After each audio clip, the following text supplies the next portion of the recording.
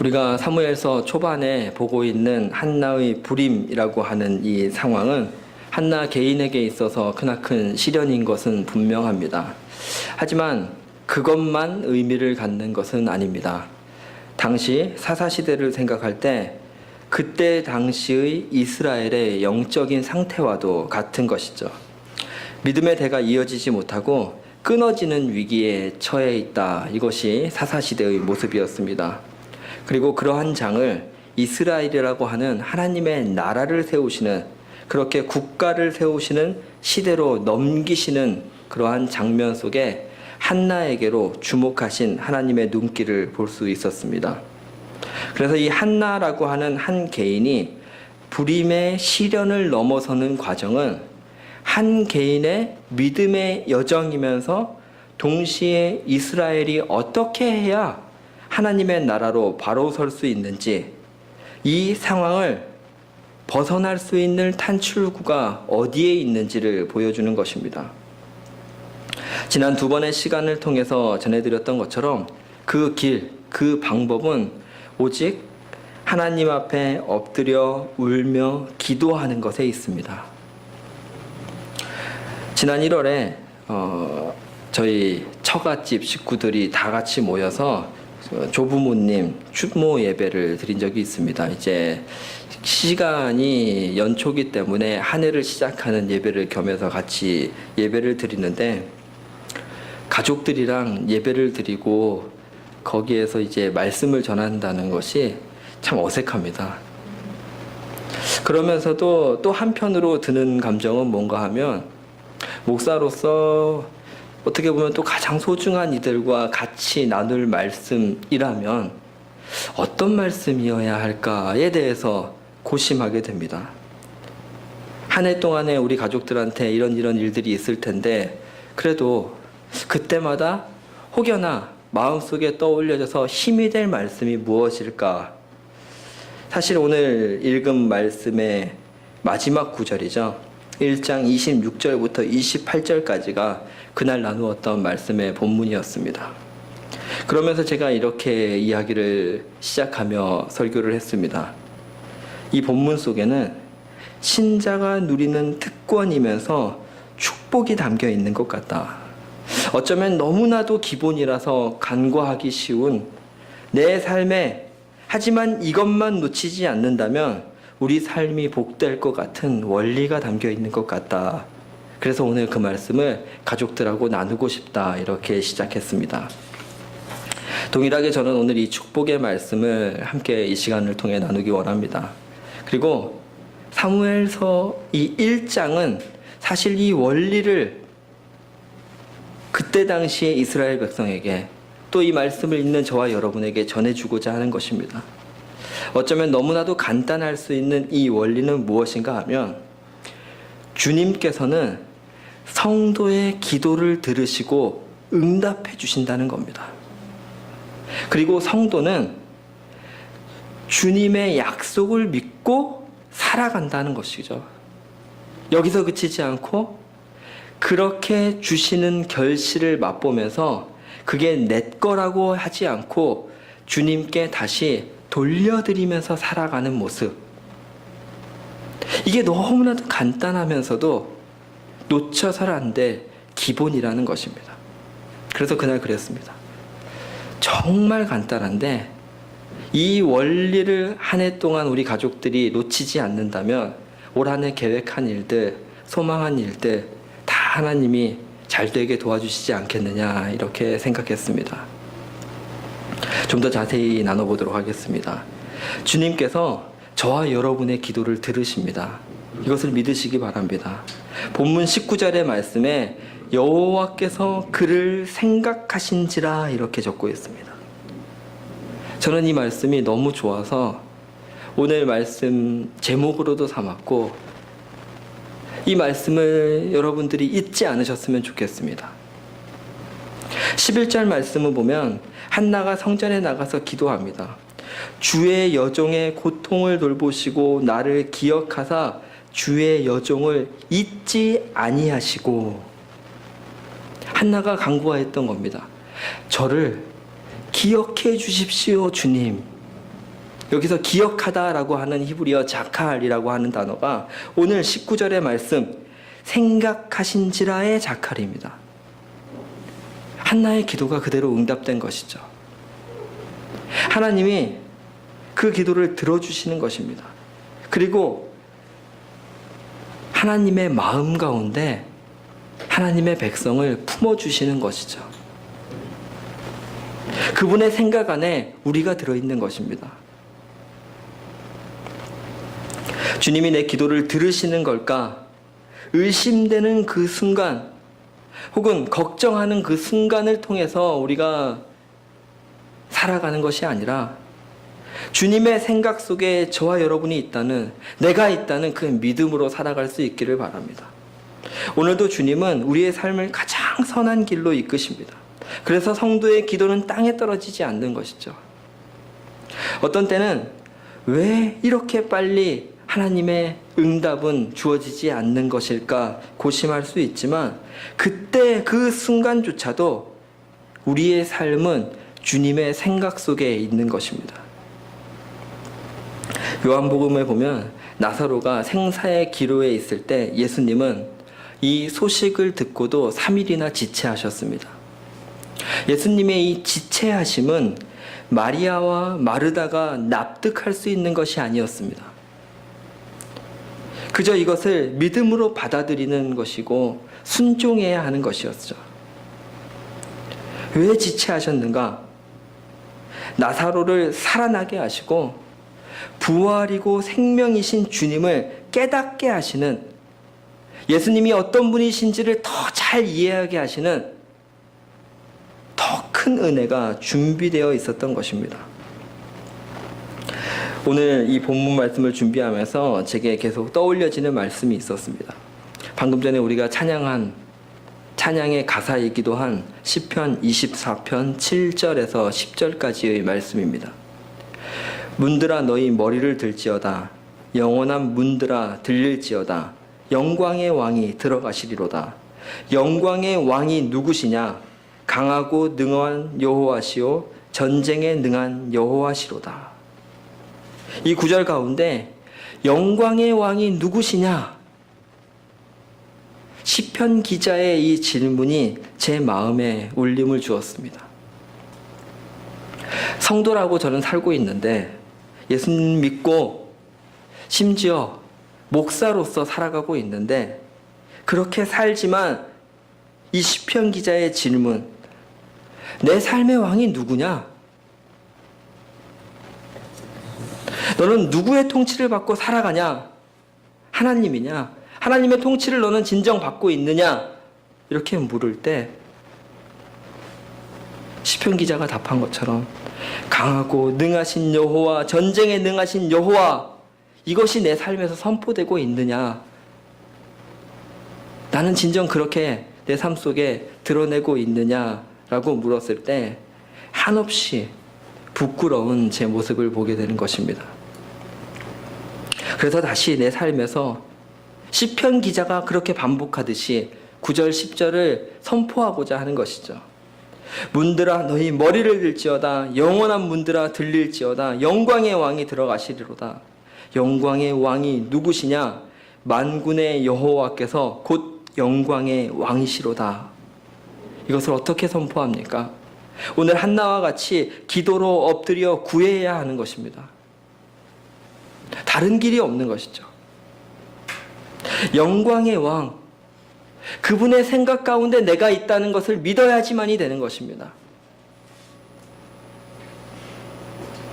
내 삶이 강하고 능하신 여호와, 전쟁에 능하신 여호와의 통치를 받고 있다가 흔들림 없는 믿음 안에 있어야지만이 가능한 것이죠.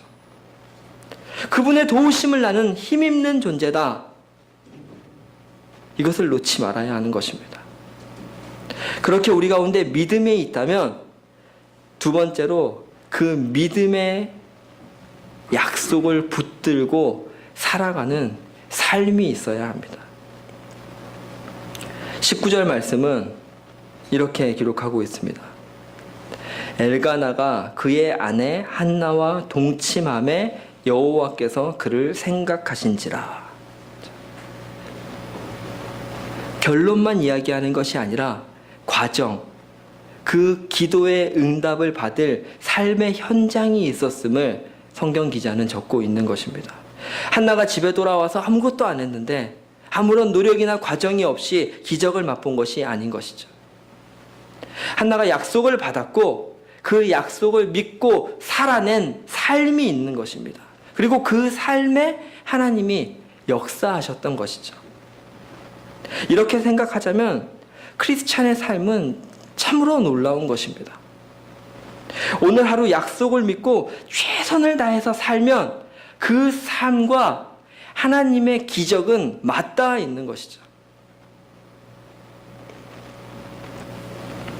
저는 이런 대표적인 인물이 요셉이라고 생각합니다. 창세기 37장을 필두로 해서 요셉의 이야기가 아주 창세기 끝날 때까지 이어지지 않습니까? 그런데 가만히 보면 요셉의 이야기 속에는 하나님이 말씀하시는 내용이 없습니다. 하나님이 등장하셔서 펼치시는 기적이 없습니다. 요셉의 삶만 들어 있습니다. 그런데 우리는 그 삶을 보면서 하나님의 손길, 기적을 보는 것이죠. 요셉은 믿은 대로 살아가지만 그 삶은 기적과 맞닿아 있는 것입니다. 저는 우리 성도님들에게 그런 믿음이 있으시다 생각합니다. 그리고 그 믿음 붙들고 살아가신다고 알고 있습니다. 하지만 그 믿음이 흔들릴 때 혹은 주변에서 그것이 아니라고 말할 때 단호히 뿌리치시기 바랍니다. 믿음 안에서 그 약속 붙들고 내 삶의 현장에서 치열하게 평범해 보이는 그 일상을 살아내는 것이 하나님의 기적 가운데 나아가는 그 길임을 믿기 원합니다. 믿고 그 믿음을 따라 살아가는 저와 여러분 되시기를 진심으로 축복합니다. 끝으로 그런 삶의 결실을 하나님이 주신 것인 줄 알고 돌려드리는 것이 성도입니다. 한나가 성전에서 기도하며 11절 말씀이죠. 이렇게 이야기합니다. 주의 여종에게 아들을 주시면 내가 그의 평생에 그를 여호와께 드리고 삭도를 그의 머리에 대지 아니하겠나이다. 서원한 것이죠. 나실인으로 일생 중에서 얼마간의 기간을 드리는 것이 그때 당시 나실인의 삶이었다면 그뿐만이 아니라 주실 그 아이의 일생을 드리겠습니다. 이렇게 서원합니다. 그렇게 고백한 것이죠. 그리고 실제로 젖대기까지 양육한 다음에 자신의 서원을 지키는 한나의 모습을 볼 수 있습니다. 24절 말씀을 보면 그렇게 아이를 데리고 다시 하나님의 성전에 나아가 서원을 지킬 때 아이 사무엘이 아주 어렸다 이렇게 적고 있습니다. 제가 이 말씀 본문을 보면 참 그 아련한 마음이 듭니다. 제 아이들이 연년생이지 않습니까? 첫 아이 14개월 때 둘째 아이가 태어났는데 새벽 3시쯤이었어요. 갑자기 이제 아이가 나올 것 같다고 하니까 저희 집하고 처가댁이 차로 한 5분 거리 정도 됐었거든요. 그 새벽에 아직 잠도 안 깬 아이를 이제 처갓집에 맡기고 산부인과로 가서 이제 아이를 낳았죠. 저희 아내는 아이를 정말 빨리 낳았습니다. 그래서 첫 아이 때는 어제 자다가 저희 아이들하고 이런 얘기를 해갖고 또 이 기억이 났는데 탯줄을 제가 잘랐는데 둘째는 그럴 겨를도 없을 정도로 어찌됐든 간에 이제 그렇게 새벽 3시에 큰아이를 맡겼는데 아이가 태어나고 나니까 이제 경황이 없잖아요. 엄마는 이제 한 주 정도 병원에 있고 뭐 이제 제가 뭐 아이를 혼자 데리고 있을 수 없으니까 출퇴근하고 뭐 이런 저런 상황이니까 이 아이가 이제 한 달가량을 처갓집에 있었나 봐요. 그러면서 못 보면 너무 이제 보고 싶고 그러니까 이제 2, 3일 간격으로 이제 제가 가서 뭐 한두 시간 놀아주다가 뭐 나오지 않습니까? 혼자 드라마를 막 찢죠. 아이하고 막 아빠가 이틀 뒤에 또 올게요. 그러면 별일도 아닌데 지금 생각하면 지금 같으면 어디 한 며칠 갔다 왔으면 좋겠는데 막 그 아련함이 있었어요. 근데 그 미안하고 그 감정이 벌써 한 10년 지났는데도 그때를 생각하면 아직도 잊혀지지가 않아요. 아이를 이렇게 갑자기 이렇게 맡겼고 아침에 일어났는데 걔는 아빠 엄마가 아니고 막 며칠 못 보고 막 이랬을 거 아니에요. 제가 이제 이렇게 비슷한 감정을 갖는 본문이 그 요게벳이 아이 모세를 물에 띄워 보낼 때 장면입니다. 뭐 어찌됐건 제 마음에 그런 경험이 있어서 그런지 굉장히 이제 아련한 감정이 들어요. 가능했을까? 정말 쉬운 일이 아닌 것이죠. 사실 그렇지 않습니까? 이제 아이들 다 키우고 우리 권사님들 군대 보낼 때도 다 컸는데도 그렇잖아요. 아마 우리 딸들이 시집 갈 때 역시 마찬가지일 텐데 20절에 보면 아이가 태어나고 그 아이 이름을 사무엘이라 했습니다. 그러면서 이는 내가 여호와께 그를 구하였다 함이더라 고백한 거죠. 이 아이는 하나님께 기도해서 받은 아이야. 그런데 이 고백이 아이를 키우다 보면 얼마나 사랑스럽고 애틋하고 그렇겠습니까? 27절에 이제 그 아이를 보내면서까지 이 고백이 달라지지 않은 한나의 모습을 보게 됩니다. 이 아이를 위하여 내가 기도하였더니 내가 구하여 기도한 바를 여호와께서 내게 허락하신지라. 그 마음에 이 아이는 하나님의 응답이다. 하나님이 내게 허락해 주셔서 낳은 아이다. 그 중심이 흔들리지 않았던 것입니다. 얼마나 많은 신앙인들이 하나님 앞에 절실하게 간절하게 부르짖은 다음에 그 기도에 답을 얻고서는 돌변하는지 모릅니다. 그렇게 주신 것을 가지고 내 것인 양 사용해버리고 마는지 모릅니다. 하나님이 그렇게 될 것을 모르고 주셨을까? 저는 이렇게 생각합니다. 그렇게 하지 말고 하나님이 주신 것을 세상을 섬기는 것이 아니라 하나님께 돌려드릴 기회를 또다시 주시기 위해서 하나님이 저번에 기도 응답해 주셨는데 자기 걸로 사용해 버렸어도 또 기도하는 그 간구 가운데 기회를 주시는 것이죠. 답해 주시는 것이죠. 그리고 알려주시는 겁니다. 성도라고 하는 존재는 하나님께 기도하고 그 기도를 하나님이 들어주시고 그 약속 붙들고 살아가면서 얻은 그 결실을 내 것이라고 하지 않고 하나님 것이라고 고백하며 돌려드리는 존재다. 이 간단한 원리가 내 삶 속에 지켜지지 못해서 우리는 늘 시험에 들고 연약해 있고 하나님의 말씀을 이 땅에 실현시키는 도구로 쓰임받지 못하곤 합니다. 오늘 이 같은 믿음의 원리가 저와 여러분을 붙들어 주시기를 원합니다. 아직 이 한 해가 많이 지나지 않았습니다. 이 한 해 가운데 하나님 앞에 기도하시기 바랍니다. 약속 붙들고 사시기 바랍니다. 삶의 현장에서 치열하게 그 말씀을 이뤄내고 실현시키기 위해서 부단히 애쓰시기 바랍니다. 그것이 맞습니다. 그리고 그 삶 안에 하나님이 허락해 주신 축복을 누리시되 그것이 하나님의 것인 줄 알고 돌려드릴 줄 아는 그런 귀한 성도의 모습이 저와 여러분의 모습이기를 진심으로 축복합니다. 같이 이 시간 기도하겠습니다.